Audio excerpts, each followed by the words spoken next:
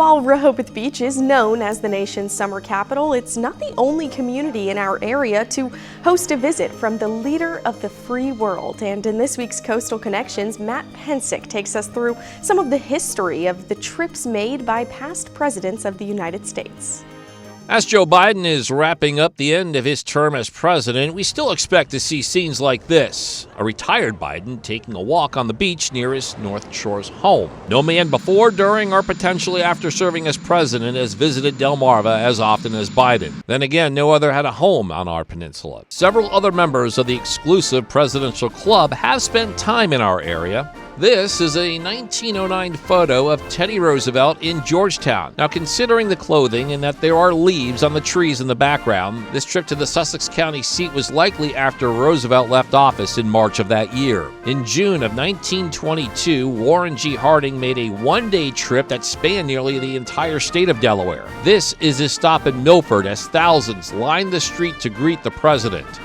According to the New York Times, Harding made stops in Georgetown, Harbison, and Cool Spring before boarding the presidential yacht anchored at the breakwater in Lewis and sailing off to end his trip. Richard Nixon made several trips during his time as vice president and later as president. Most were visits to his good friend, John J. Williams, at the Delaware senator's cottage in Rehoboth Beach. Just before winning a landslide election in 1972, Nixon made a trip to Assateague Island as a guest of Whaleyville native and former chair of the Federal Reserve, Thomas McCabe. In the early days of his campaign for president, Jimmy Carter made a visit to Georgetown where, according to newspaper reports, he spoke about farming and the price of grain. Bill Clinton spent the 2000 Memorial Day weekend on Assateague. Part of that visit included an announcement that directed the Departments of Commerce and Interior to create a national mission for managing beaches and marine habitat.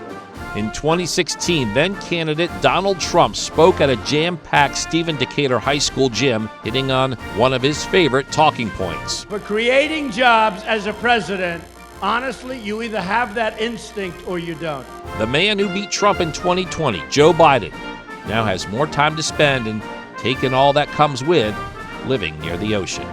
With Coastal Connections, I'm Matt Pensick.